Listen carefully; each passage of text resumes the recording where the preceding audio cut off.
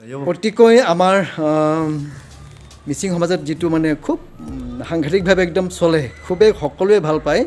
আমাৰ অতিকৈ মৰমৰ বিশেষকৈ দিচাংমুখ বুলি ক'লে তৰাৱতী বড়ি মিলি বাইদেউ নহয়নে বাৰু, বিভিন্ন মনোজ মিলি এনেকুৱা ধৰণৰ বিভিন্ন মানে জনপ্ৰিয় শিল্পীবোৰৰ তাতে জন্ম হৈছে। সেই ইমান ধুনীয়া এটা পৰিৱেশ, ইমান এটা সুন্দৰ এটা জেগা দিচাংমুখ বুলি ক'লেই আমি ভূপেন হাজৰিকাৰ মুখেৰে শুনো বা অন্য আমি জনসমাজতে শুনো দিচাংমুখ বুলি ক'লে আমি কিবা এটা মনত খুবেই ভাল লাগে।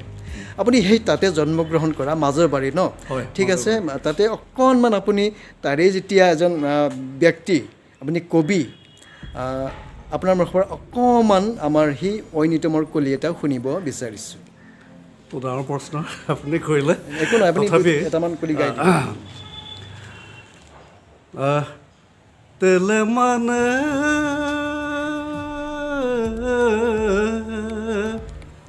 স্বর্গ দে বেলে মানে স্বর্গ দে বেলে মানে স্বর্গ দে গুলুক দুঃখ আমসে সেই মালা স্বর্গ দে না নইলে কপে নই দুলা বয়ে আনালে কপে তোরা বয়ে হেই হেইয়া হেই।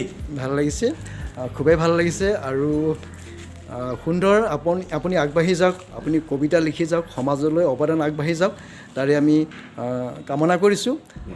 শেষত আপোনাক এটা প্ৰশ্ন সুধিম, আপুনি জীৱনটোক কেনেকৈ লয়, কেনেকৈ কি বুলি ভাবে আপুনি জীৱনটো? জীৱনটো সঁচাকৈ এটা লাখটকীয়া প্ৰশ্ন। জীৱনটো আমি পাওঁ এবাৰ, গতিকে সকলোকে মই সন্মান জনাওঁ। গতিকে সেই আমাৰ মূল্যৱান জীৱনটো আমি জটিলভাৱে নলৈ সহজ সৰলভাৱে আমি ল'ব লাগিব। আমি অহবাস কৰিব লাগিব সহজভাৱে, তেতিয়া আমি প্ৰাপ্তি হ'ম, সুখ অনুভৱ আমি আয়ত্ব কৰিব পাৰিম। যদি এই জটিল জীৱনটো আমি জটিলভাৱে আমি যদি ধাৰণ কৰোঁ, তেতিয়া সঁচাকৈ আমি বহু কষ্টৰে জীৱনটো অতিবাহিত কৰিব লাগিব। খুবেই ভাল লাগিল, খুবেই ভাল লাগিলে। নমস্কাৰ, সমূহ অসমবাসী ৰাইজলৈ আগতীয়াকৈ নতুন বছৰৰ শুভেচ্ছা জনালোঁ। আপোনালোকৰ সুন্দৰ জীৱন শান্তি হওক তাৰে কামনা কৰিছোঁ। বৰ্তমান মই আছোঁ গুৱাহাটী ডাউনটাউন হস্পিটেলৰ বেকচাইডে এজন বিশিষ্ট কবিৰ ঘৰত, আৰু যিটো কবিয়ে এই ৰিচেণ্টলি সোণৰ অসম কাকত গোষ্ঠীৰ পৰা কাব্য বঁটা লাভ কৰিবলৈ সক্ষম হৈছে, আৰু তেখেতৰ লগত আমি এখন এতিয়া সুন্দৰ আলোচনাত বহিম। বলক তেতিয়াহ'লে পলন্দ কৰি আমি সেই কবিজনক আমি ওচৰত কথা পাতিম আৰু তেখেতৰ লগত ভালদৰে চিনাকি হৈ ল'ম। নমস্কাৰ, আপোনাক আমাৰ এই অনুষ্ঠানলৈ স্বাগতম জনাইছোঁ। আৰু আজি বিশেষকৈ আপোনাৰ নিচিনা এজন ব্যক্তিক পাই আমি খুবেই আনন্দ লাভ কৰিছোঁ, আৰু আপোনাৰ লগত বিভিন্ন আজি আলাপত বহিম। প্ৰথমে আপোনাৰ পৰিচয়টো দি লওকচোন।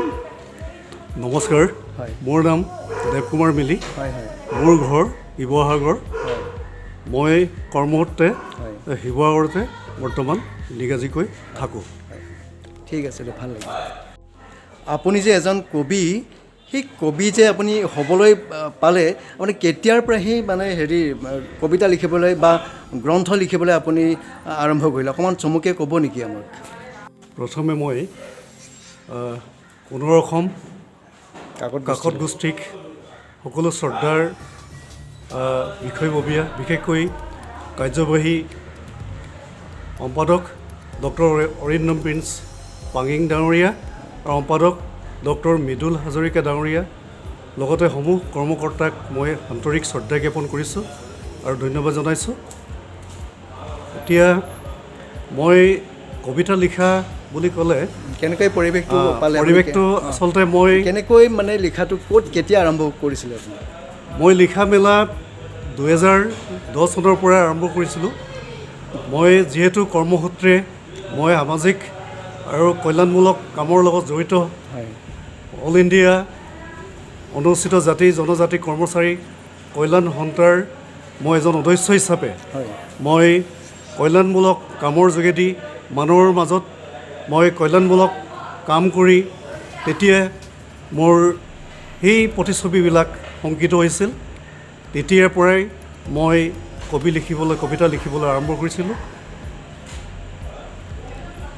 ঠিক আছে ঠিক আছে এতিয়া এটা সুন্দৰ আবেলিত আমি দুইজনে কথা পাতি আছোঁ আৰু বিশেষকৈ আপুনি যিটো মানে আপুনিতো কবি হয় কবিবিলাকতো এখন বেলেগ ৰাজ্যত বিচৰণ কৰে নহয়নে বাৰু সেই হিচাপে আপুনি কবিতা লিখাৰ এটা কোনটো মুহূৰ্তত আপুনি বা কেনেকুৱা ধৰণৰ মুহূৰ্তত আপুনি কেনেকুৱা অৱস্থাত আপুনি কবিতা লিখে বা আপোনাৰ মুখৰ পৰা বা মনৰ পৰা নিখৰিত হয় বাৰু কওকচোন সেইটো কেনেকৈ আপুনি সৃষ্টিটো কেনেকৈ আপোনাৰ ওলাই আহে আচলতে কবি বা এজন কবিয়ে বা কবিতা লিখাৰ হয় বেলেগ এটা ঠাই আছে বুলি মই নাভাবোঁ তথাপি হয় যেতিয়া মানুহৰ সেই কাহিনীবোৰ প্ৰতিছবিবিলাক হয় বাঢ়ি উঠে হয় তেতিয়া অন্তৰৰ পৰা যে কবিতাৰ যে এটা কবিতাৰ লিখনিবিলাক সৃষ্টি হয় হয় তেতিয়াহে মই কবিতাবিলাক লিখিবলৈ আৰম্ভ কৰোঁ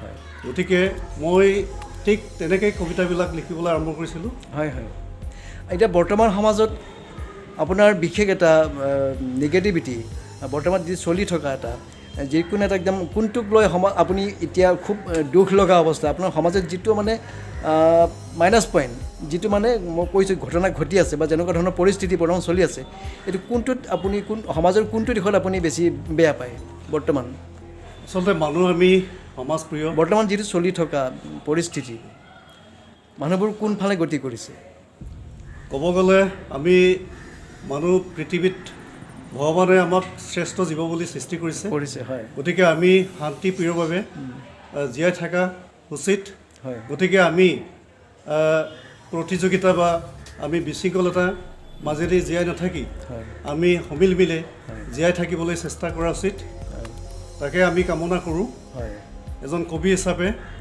বা এজন মানুহ হিচাপে আমি সকলোৱে মিলা প্ৰীতিত সম্প্ৰীতি থাকিব লাগে ভাৱ ভাতৃত্ববোধেৰে আমি জীয়াই থকাটো কামনা কৰোঁ বৰ্তমান সমাজখন কোনফালে গতি কৰিছে কোনফালে ধাবিত হৈছে আপুনি ক'ব নেকি কওকচোন আপোনাৰ দৃষ্টিত আপোনাৰ কবিৰ দৃষ্টিত আপুনি সমাজখন কোনফালে গতি কৰিছে এইটো এটা জটিল প্ৰশ্ন এইটোৰ উত্তৰ মই দিব নোৱাৰোঁ তথাপি মই মোৰ ৰাইজক আহ্বান জনাওঁ আমি মিলেৰে আমি শান্তিপ্ৰিয়ভাৱে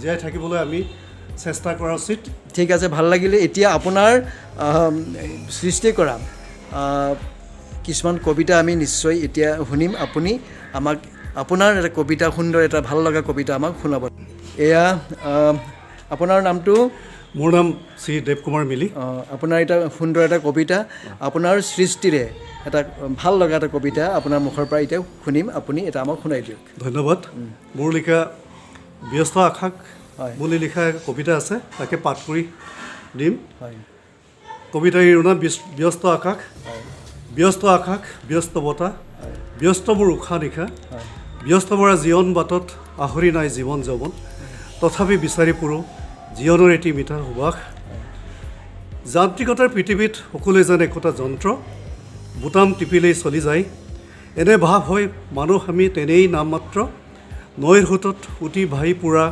যেন এটুকুৰা উকান কাঠৰ টুকুৰা পানী মেটেকাৰ দৰে পখনীয়াত ডুব যায় বঢ়িয়া লাগে ভাল লাগিছে বিৰামবিহীন প্ৰতিযোগিতাৰ দৌৰ অথণ্ড সৈনিকৰ দৰে সাজু হওঁ এখন জীৱন মৰণৰ যুঁজ বিচাৰি ফুৰোঁ এটি ব্যতিক্ৰমী খোজ যি খোজত বিৰিঙে আত্মীয়তা মৰম চেনেহ আন্তৰিকতাৰ নিজৰা সকলোতে নাইকিয়া হ'ল অৰলতা যেন আছে কেৱল কৃত্ৰিমতা বাহ্যিক দৃষ্টিৰে পৃথিৱী অতি সুন্দৰ সেউজ মনোৰম পৃথিৱীখন স্বৰ্গৰ তুলনা নাই অদ্যপি মানুহৰ মাজত ইমান কিয় মিলা প্ৰীতি ভাতৃত্বৰ অভাৱ চৌদিশে অহংকাৰীৰ দিনক দিনে কহি পৰিছে মানসিক স্বভাৱ ধন্যবাদ ভাল লাগিলে মিলি ডাঙৰীয়া আপুনি যে এই সোণৰ অসম কাকত গোষ্ঠীৰ কাব্য বঁটা লাভ কৰিছে আপোনাৰ কেনেকুৱা অনুভৱ আপোনাৰ কেনেকুৱা লাগিছে এই বঁটা পাই প্ৰথমে মই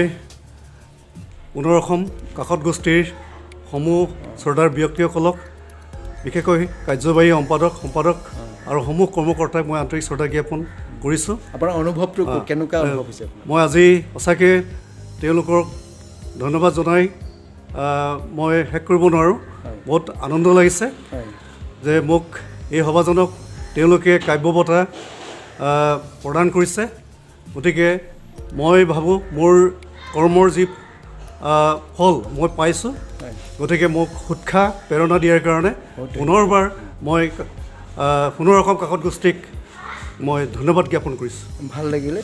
এতিয়া আপোনাৰ সেই এৰি অহা গাঁৱৰ শৈশৱকালৰ আপোনাৰ ক'ত কেনেকৈ জন্ম হৈছিলে সেই গাঁৱৰ পৰিৱেশৰ অকণমান কিছু কথা আমাক ৰোমন্থন কৰকচোন। আচলতে মোৰ জন্ম দিচাংমুখ মাজৰবাৰীত। হয় হয় দিচাংমুখ আপোনালোকে সকলোৱে চিৰপৰিচিত। হয় হয় দিচাংমুখ এখন তীৰ্থস্থান বুলি ক'ব লাগিব। বিভিন্ন জাতি ধৰ্ম বৰ্ণ নিৰ্বিশেষে আমি তাত বসতি কৰোঁ। হয় এতিয়া আমি বিক্ৰম সিং তাঁতৰ নাম আমি ল'বই লাগিব। হয় হয় এজন ব্যক্তি আছিলে যি ব্যক্তি তত্বাৱধানত বা তেখেতৰ প্ৰচেষ্টাত এখন বৃহৎ দিচাংমুখ এখন গঢ়ি তুলিছিলে। হয় আৰু তেওঁৰ লগতে আমাৰ ভাৰত ৰত্ন ভূপেন হাজৰিকা দেৱে তাতে আহিছিলে আৰু এক বিখ্যাত গীত ৰচনা কৰিছিলে, হয় যিটো আমাৰ ভূপেন দাই গাইছিলে মিচিং জাতিটোক লৈ, মিচিং ডেকাক লৈ পেলাই। হয় গতিকে এই শৈশৱ মোৰ এতিয়াও মোৰ মনত পৰে। আমাৰ ওচৰতে ব্ৰহ্মপুত্ৰ নৈখন আছে। আপুনি লগ পাইছিলে?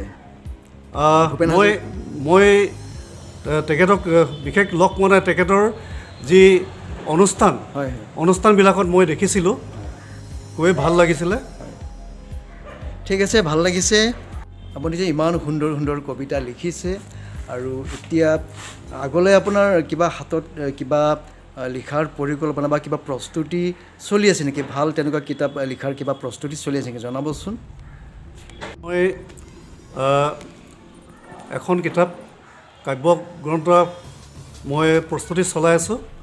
মই খুব সময়ৰ ভিতৰতে মই প্ৰকাশ কৰিবলৈ চেষ্টা কৰিম। গতিকে মই যিখিনি মই লিখি আছোঁ বা এই লিখনিসমূহ মই মোৰ শ্ৰোতাক মই অনতিপলমে মই প্ৰকাশ কৰিম আৰু তেওঁলোকে আদৰি ল'ব বুলি মই। কাব্য সংকলন নেকি? কাব্য সংকলন নামটো কিবা দিছে নেকি? নামটো এতিয়ালৈকে পোৱা নাই, দিয়া নাই। আপুনি লিখি আছে তাৰমানে? তথাপি লিখি আছোঁ। ঠিক আছে, ভাল লাগিছে, খুবেই ভাল লাগিছে। আমাৰ মাজত দেৱকুমাৰ মিলি লগ পাই আজি বহুত ভাল লাগিছে। আৰু আজি আপোনাৰ এই যে হেৰিত লৈছে, এই গলত যে লৈছে, মানে ডিঙিত গামোচাখন, মানে মাফলাৰখন, মানে এৰকক বুলি কয়, তাৰ বিষয়ে আপুনি অকণমান দুটামান কবিতা আকাৰে ক'ব নেকি? যে এই বস্তুটো কেনেকৈ মানে ৰঙা কেনেকুৱা ধৰণৰ, কোনে বাচিলে সেই ইমান ধুনীয়া সেই এৰককটো, কওকচোন। আচলতে এৰকক মানে আমাৰ মিচিং জাতীয় সংস্কৃতিৰ এটা হয়, কৃষ্টি সংস্কৃতি আমি আহে তেতিয়া আমি পৰিধান কৰোঁ। এইটো প্ৰতীক হয়, কৃষ্টি সাংস্কৃতিক প্ৰতীক হয়। গতিকে ইয়াৰ কবিতাটো কি তথাপি মই তেনেকৈ এতিয়া যাই কি নহওক, ঠিকে আছে, ভাল লাগিছে। আৰু আপোনাৰ আৰু এই যে চাকৰি কৰে আপুনি, খুব ব্যস্ত, তাৰ মাজতে এই যে আপুনি লিখা মেলা কৰে, যে কিতাপবোৰ লিখা মেলা কৰে, কেনেকৈ আপুনি সময় উলিয়ায়? হয়, মই মোৰ কৰ্মব্যস্তাৰ মাজতো মই যেতিয়া আহৰি সময় পাওঁ, মই বৰ্তমান মোৰ কৰ্ম ফাইনেন্স এণ্ড একাউণ্টছ, মই ব্যস্ততাৰ মাজত থাকোঁ। তথাপিও আজৰি সময় পালেই মই কবিতাবিলাক লিখিবলৈ চেষ্টা কৰোঁ। তেনেকৈ মোৰ সৃষ্টি হৈছে আৰু লিখাবিলাকো মই তেনেকৈ ৰাখিছোঁ। আপোনালৈ আমাৰ তৰফৰ পৰা বহুত বহুত ধন্যবাদ থাকিল যে এনেকুৱা এটা মূল্যৱান সময় আমাক দি আজি অনুষ্ঠানটো কৃতাৰ্থ কৰিলে। তাৰ বাবে বহুত সুখী হৈছোঁ আৰু আপোনাৰ সুস্বাস্থ্যৰ কামনা কৰিলোঁ আৰু আগলৈ পুনৰ লগ পোৱাৰ প্ৰতিশ্ৰুতি দিলোঁ। আৰু আপুনি এই লিখি যাওক, কৰি যাওক কামবোৰ সমাজৰ মংগলৰ কাৰণে, তাৰে কামনা থাকিল। আৰু শেষত পুনৰ আপোনালৈ ধন্যবাদ জনালোঁ। এয়া হৈছে আমাৰ বিশিষ্ট কবি দেৱকুমাৰ মিলি।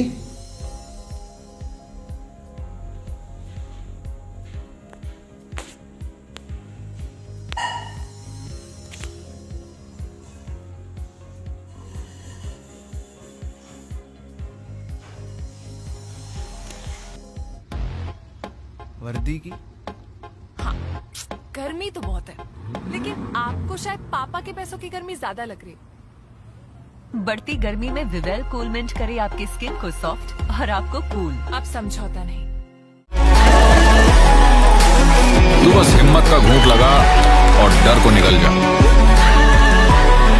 और दुनिया को दिखा तू किस मिट्टी का बना हुआ है। Mountain Dew. डर के आगे जीत है।